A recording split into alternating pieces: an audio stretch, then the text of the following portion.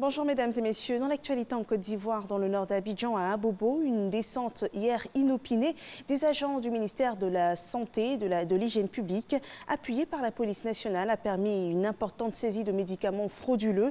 Et à quelques kilomètres de là, dans la commune d'Adjamé, cette même opération de contrôle a abouti à une fermeture d'une clinique privée. Le compte-rendu de ces actions par Salima Toudia. L'opération n'a duré qu'une heure. Les éléments de la police viennent de mettre la main sur des tonnes de médicaments falsifiés, dissimulés dans un magasin servant d'entrepôt. La saisie a eu lieu ce vendredi matin à Bobo, en collaboration avec le ministère de la Santé et de l'Hygiène publique. C'est un magasin de dépôt où tout le monde vient stocker les médicaments qu'on vient de découvrir. Donc c'est un véritable jackpot aussi. Dedans, on a toute une panoplie de produits. On parle des antibiotiques aux antipyrétiques, les antipalus. Tout ça sont des produits contrefaits, des produits même qu'on ne connaît pas, dont la provenance est douteuse. On a signé à Strasbourg la convention Medicrime, qui est une convention qui criminalise la vente de médicaments MKIF. Donc c'est devenu un crime de vendre des médicaments dans la rue. Cette descente sur le terrain a aussi conduit à la fermeture d'une clinique privée à Adjamé, non autorisée à exercer à la suite d'une opération de contrôle faite par le ministre Eugène Akahaouele il y a quelques mois. Nous avons ordonné la fermeture de cet établissement parce qu'il était totalement irrégulier du point de vue administratif. Mais en plus de ça, sur le terrain, nous avons pu constater que les règles d'hygiène n'étaient pas respectées et qu'il y avait une insécurité totale pour la population. Nous sommes revenus faire un constat. Le constat est que déjà, l'ordre de fermeture qui a été donné a été peint. À l'intérieur, il y a une façade qui dit que c'est en travaux, de sorte que on a l'impression qu'il n'y a pas d'activité, mais à l'intérieur, là-bas, l'activité continue, alors que l'établissement doit être fermé. La sanction que nous avons envisagée rapidement, c'est déjà de saisir les responsables. 80% des 2503 cliniques privées recensées après enquête travaillaient dans l'illégalité. Ces opérations du ministère de tutelle entrent dans le cadre de la lutte contre les faux médicaments du secteur de la santé. Dans l'économie, les agents de la Direction générale des impôts sont en conclave pour la préparation du budget 2020. Ce budget qui passe à un autre niveau l'année prochaine et dès le 1er janvier prochain, le budget bascule à un budget programme, un outil de gestion et de planification qui privilégie les performances en combinant des actions prioritaires à réaliser sous des contraintes de ressources matérielles, financières et humaines. Le ministre Moussa Sanogo, chargé du budget de l'État, a visité le groupe de travail. Le compte-rendu de Jean-Louis Gbango. Démarré avec la signature de la lettre de cadrage du Premier ministre le 21 juin dernier, le processus d'élaboration du budget 2020 est à l'étape des conférences budgétaires.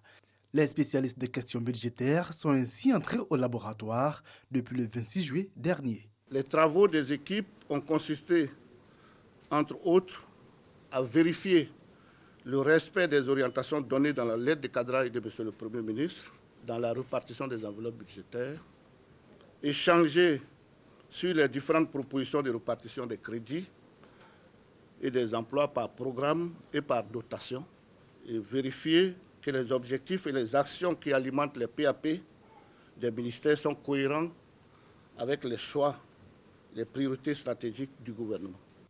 La préparation du budget 2020 s'inscrit dans la perspective du basculement en mode budget-programme dès le 1er janvier 2020. La Côte d'Ivoire veut ainsi se donner les moyens d'avoir une gestion davantage axée sur les résultats. Les besoins sont extrêmement importants, quasiment illimités. Les ressources sont plutôt limitées, donc ça amène forcément à faire des arbitrages pour savoir où est-ce qu'on affecte la ressource, où est-ce que c'est le plus prioritaire, où est-ce que c'est le plus efficace. Et en basculant en mode budget-programme, ça doit pouvoir justement nous aider à améliorer l'efficacité de la dépense. Des séances d'arbitrage sont également prévues après ces conférences budgétaires en vue de peaufiner le budget 2020. Par la suite, il y aura encore des échanges à des niveaux ministériels.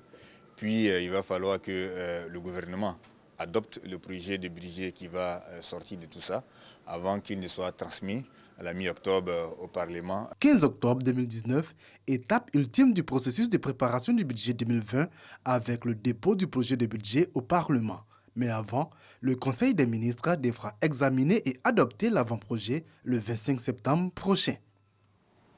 Et un budget s'appuyant sur des acquis, 702,2 milliards de francs CFA ont été mobilisés au titre des recettes du deuxième trimestre 2019 par la Direction générale des impôts. Une performance réalisée qui est au-delà des objectifs fixés à 703,2 milliards de francs CFA. C'est donc un taux de réalisation de 99,8% qu'a enregistré la DGI. Cheikh Koné. Les recettes brutes de la Direction générale des impôts au titre du deuxième trimestre 2019 s'établissent à 702,1 milliards de francs CFA pour un objectif de 703,2 milliards de francs CFA, soit un écart négatif de 1,1 milliard de francs CFA. Nous avons un gap d'1 milliard, mais le but de l'exercice était de finir le trimestre sans gap. Les résultats ne sont pas bons tant que ce n'est pas 100%. Les raisons de ce gap sont en partie dues aux mesures d'exonération d'impôts accordées aux opérateurs économiques, selon le directeur général des impôts. Le gouvernement a adopté en Conseil des ministres un plan de rationalisation des exonérations fiscales. Et donc, ça veut dire qu'au sommet de l'État, la question est adressée et que progressivement, nous allons vers la réduction des exonérations. À l'échelle du premier semestre, les recettes se chiffrent à 1193,2 milliards de francs CFA pour un objectif révisé de 1196,5 milliards. Il en découle donc un écart négatif de 3,3 milliards. Le représentant du secrétaire d'État chargé du budget du portefeuille de l'État a félicité le personnel de l'administration fiscale et l'a invité à redoubler d'efforts.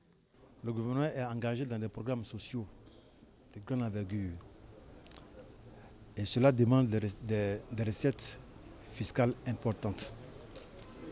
Donc l'engagement que je vais d'eux, c'est de tout faire pour atteindre, sinon dépasser, les objectifs qui ont été fixés pour l'année 2019. Les projections de recettes brutes attendues pour le troisième trimestre 2019 sont de 630 milliards de francs CFA. Pour y parvenir, la Direction générale des impôts a décidé de renforcer la capacité opérationnelle de ces directions régionales en les dotant de moyens de locomotion. La direction régionale d'Abobo a été déclarée la plus performante avec un taux de réalisation de 104,4% des objectifs assignés au titre du premier trimestre 2019. Parlons à présent d'un pan des actions du programme social du gouvernement, le renforcement de l'effectif des enseignants pour une meilleure qualité. Ils sont 10 300 enseignants contractuels du secondaire et du primaire. Leur formation débute dès lundi prochain. C'est une formation pour une mise à niveau de 30 jours pour ce qui concerne les enseignants du primaire et de 45 jours pour les enseignants du secondaire. Ils devraient être opérationnels pour la rentrée 2019-2020. On écoute à présent les explications de Kouyaté Abdoulaye, le chef de cabinet du ministère de tutelle. Les formations commenceront déjà depuis lundi. Les répartitions sont faites. Il y a 16 CAFOP sur toute l'étendue du territoire national. Les 5300 instituteurs contractuels pour le primaire seront répartis sur les 16 CAFOP à travers le pays. Mais pour ce qui concerne les secondaires, les répartitions ont été faites, n'est-ce pas, par discipline. Ainsi, au lycée classique d'Abidjan Cocody, ce sont les disciplines comme les lettres modernes, qu'on appelle français, histoire géo et EDHC, qui y seront. Au lycée Mamie Fetter de Bingerville, sciences physiques, qu'on appelle maintenant physique-chimie, SVT, sciences de la vie et de la terre et philosophie, qui vont recevoir une formation. Au lycée Mamie Adjoua de Yamsokro, ce sera, n'est-ce pas, les professeurs d'éducation physique, de l'anglais et de l'allemand qui y seront. Et enfin, au lycée moderne Jeune Fille de Boaké, il y a les mathématiques, les TIC et l'espagnol qui seront formés. Et dans le nord du pays, à Korogo, la sécurité est une priorité. Les forces de l'ordre ont reçu des véhicules pour renforcer leur action sur le terrain. C'est un don du Premier ministre Amadou Gon Coulibaly. Le rapport d'Ami Sissoko. 2 pick-up flambant neufs munis de gyrophares. C'est le don du Premier ministre Amadou Gon Coulibaly à la police de Korogo. Les véhicules ont été remis au préfet de police par Lassina Binati, préfet intermédiaire du département de Korogo. Il s'agit de renforcer les moyens de mobilité des forces de l'ordre en vue de faciliter les interventions. Recevant les clés des véhicules, Kwame Kwasi Boitini, préfet de police, a pris l'engagement d'apporter encore plus de tranquillité aux populations. On est vraiment heureux de recevoir ce don. Pour nous, c'est un défi. un défi constant, donc de maintenir le cap de la sécurité qu'on a pu atteindre, mais il faut aller au-delà. Donc, pour nous, le message, c'est ce qu'il faut mieux faire. Apporter la sérénité même dans les localités les plus reculées de Korogo, c'est ce travail au quotidien qui mérite d'être encouragé à travers le geste du Premier ministre, a indiqué Lassina Binaté, préfet intérimaire du département de Korogo. Je pense que ça leur permettra d'accroître leur capacité d'intervention et aussi de sécuriser notre ville qui est devenue un agropole au plan économique, au plan culturel et puis au plan administratif. Nous recevons de plus en plus d'autorités et il est bon que les forces de l'ordre soient équipées pour assurer la sécurisation des biens et des personnes qui viennent visiter nos régions et aussi des populations locales. Lassina Binaté a rappelé que l'indice de sécurité évolue positivement car il n'y a pratiquement plus d'attaques à main armée dans le Poro et cela est rassurant pour les populations. Dans l'actualité internationale sur notre continent, la RDC est touchée par le virus Ebola. 2 premiers cas ont été confirmés dans le sud Kivu, à l'est du pays. Il s'agit d'une mère et de son nourrisson. Et selon le gouverneur de la région sud Kivu, la mère est décédée de la fièvre hémorragique. Le nourrisson, lui, a été pris en charge par l'équipe médicale. C'est la toute première fois que cette région est confrontée à cette maladie depuis le début de l'épidémie. Il y a 1 an, dans le nord Kivu et l'Ituri, des zones proches du Sud Kivu.